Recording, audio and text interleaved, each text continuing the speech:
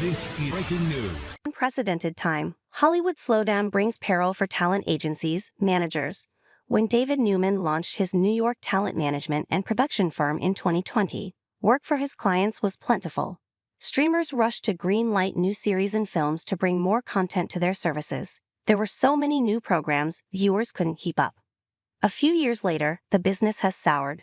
Studios suspended many Hollywood productions during last summer's writers' and actors' strikes, and work in film and TV hasn't bounced back. Entertainment companies shed jobs, networks scaled back the number of new shows. Talent reps were faced with more competition for fewer opportunities, and the threat of artificial intelligence has caused further anxiety for actors, creatives, and the people tasked with getting them work. The contraction has created a difficult environment for talent agents and managers, whose income depends on whether their clients land jobs. Newman said revenue at his company, called Newmation and based in Midtown Manhattan, is down 50% from 2022. If he had to come up with a movie title based on the current situation, he said he already has a title in mind: My Fingers Are Slipping. It has been a very unprecedented time where there has been overall slowness with the demand for content and production, Newman said. Buyers are commissioning far less. They're buying less. There's such a wave of insecurity across all areas of the industry. Talent agents are instrumental in building Hollywood careers for budding stars, getting projects made and advocating for better compensation for their clients. They're also where many young people, including recent college grads, find their way into the entertainment industry, often working long hours for little pay. But agencies and management firms have undergone significant changes in recent years and faced serious economic pressures as the industry undergoes shifts. The largest agencies were forced to change how they do business after a fierce previous battle with the Writers Guild of America over the practice of collecting packaging fees on projects. WGD members fired their agents en masse in 2019 in an effort to do away with those fees and to stop agencies from owning their own production companies, which the writers saw as conflicts of interest. The scribes won. Over the years, talent firms took on private equity funding and businesses merged, in part to help increase their leverage with a consolidating studio system. Creative Artists Agency acquired rival ICM Partners, Hollywood's fourth-largest agency, in 2022. Last year, representation and marketing business Wasserman bought management firm Brillstein Entertainment Partners.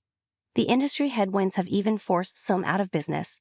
A three-artist agency this year sold part of its company to talent agency Dersch before the 47-year-old A3 shut down, blaming significant financial losses from last summer's strikes.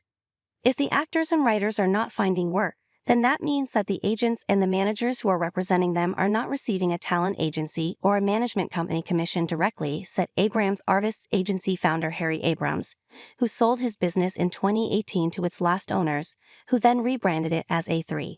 So certainly it's affecting their business and certainly affecting their bank account, no question about it. Abrams, co-author of the Agent's Career Guide, Let's Do Launch, added a door outlook. There have been other agencies that have closed, and we will probably see more of that in the future, he said. Talent agent Robin Lattaker-Johnson remembers when she and her colleagues at a three-artist agency were able to source upwards of 20 to 30 job opportunities a week in the summer of 2022 for showrunners on unscripted projects, but that dropped to less than 10 a week last summer as studios cut back on shows.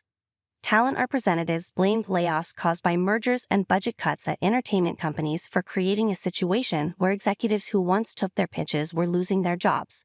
Studio executives who survived the cuts were either afraid to take risks or had to deal with additional steps to get necessary approvals, talent representatives said. The executives seemed to be a bit more cautious about what they were championing and pitching up, and there were also significant budget cuts, Lattaker-Johnson, 53, said. So that essentially results in fewer shows getting greenlit, which means fewer opportunities for showrunners, and it just goes down the line. If I can't staff my showrunners, I'm not making money. A3 declined to renew Lattaker-Johnson's contract last fall before the company closed.